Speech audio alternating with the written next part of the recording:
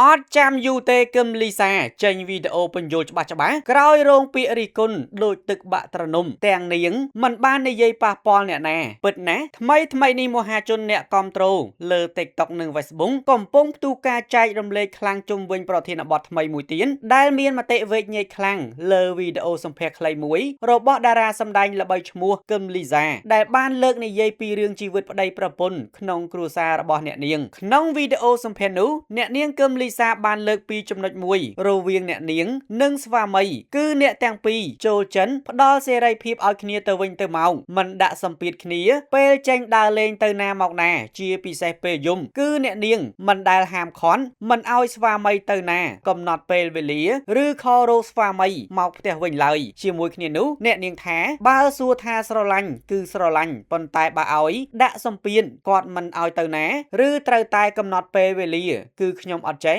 បែបហ្នឹងដោយឡែកជុំវិញការនិយាយរបស់អ្នកនាងគឹមលីសារងការវែកញែករិះគន់ខ្លាំងគឺត្រង់ចំណុចដែលអ្នកនាងនិយាយអំពីការទុកចិត្តលើស្វាមីពេលចេញទៅក្រៅដោយអ្នកនាងបានលើកពីអសរោះមួយឃ្លានិយាយតាមអ្នកលេង TikTok យកស្វាមីប្រៀបធៀបនឹងសត្វថាមនុស្សប្រុសដូចក្នុង TikTok គេនិយាយអញ្ចឹងអាចឆ្កែណាក៏ដូចអាចឆ្កែណាបើតាមរយៈវីដេអូនោះពិធីការនីបានសួរទៅកាន់អ្នកនាងគឹមលីសាថាតើអាចមកពីការចេញពីការទុកចិត្តទេបងពេលនោះតារាស្រីរូបនេះបានឆ្លើយតបវិញថាបើសិនជាប្តីបងឲ្យសួរថាទុកចិត្តឬអត់គឺអត់ទុកចិត្តដូចគ្នាព្រោះអីមនុស្សប្រុសដូចក្នុង TikTok គេនិយាយអញ្ចឹងអាចឆ្កែណាក៏ដូចអាចឆ្កែណាអញ្ចឹងខ្ញុំក៏អត់ទុកចិត្តដូចគ្នាតែធ្វើមិនចរិតខ្ញុំមួយអត់ចេះខលស៊ូច្រើនមកផ្ទះពេលណាមកដល់ពេលហ្នឹងចំពោះវីដេអូខ្លីៗដែលកាត់ចេញពីសម្ដីរបស់អ្នកនាងគឹមលីសានិយាយប្រៀបធៀបស្វាមីមនុស្សប្រុសដូចក្នុង TikTok គេនិយាយអញ្ចឹងអាចឆ្កែណាក៏ដូចអាចឆ្កែណា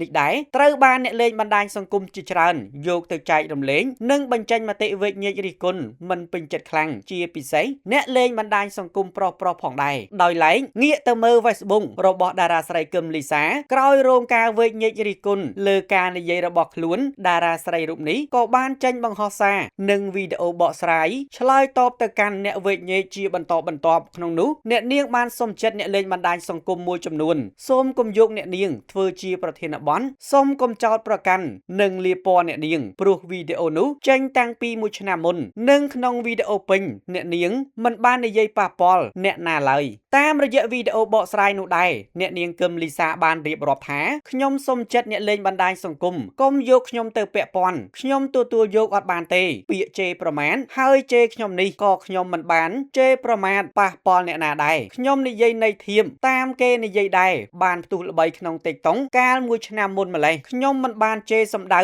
ទៅអ្នកណាហើយខ្ញុំក៏មិនបានចោទមនុស្សប្រុសជាឆ្កែឬបែបណាដែរហេតុអ្វីបាន GMMO យកវីដេអូរបស់នាងខ្ញុំទៅកាន់តែពាក្យប៉ុន្មានធ្វើឲ្យគេជេរខ្ញុំអញ្ចឹងហើយខ្ញុំសូមលើកដៃសំពះសូមកុំប៉ះពាល់ខ្ញុំទទួលយកអត់បានទេកុំចោទខ្ញុំអញ្ចឹងព្រោះតាំងពីដើមមកខ្ញុំមិនដែលចេញមកបំពុលសង្គមឬក៏ជេរតាមបណ្ដាញសង្គមឡើយលើសពីនេះអ្នកនាងគឹមលីសាបានបង្ហោះអរគុណមហាជននិងមិត្តភ័ក្តិអ្នកសិល្បៈដែលយល់ពីនាងក្រោយមើលវីដេអូសម្ភាសន៍ពេញថាអរគុណមិត្តភ័ក្តិបងប្អូននិងមហាជនទាំងអស់ដែលបានមើលវីដេអូដែលខ្ញុំបានឡើងកម្មវិធីមួយកាលពីមួយឆ្នាំមុនហើយយល់ពីអ្វីដែលខ្ញុំបាននិយាយហើយបានខមមិនគាំទ្រខ្ញុំបានបញ្ជាក់ឲ្យថាដូចក្នុង TikTok គេកំពុងនិយាយអរគុណមហាជនដែលលើកទឹកចិត្ត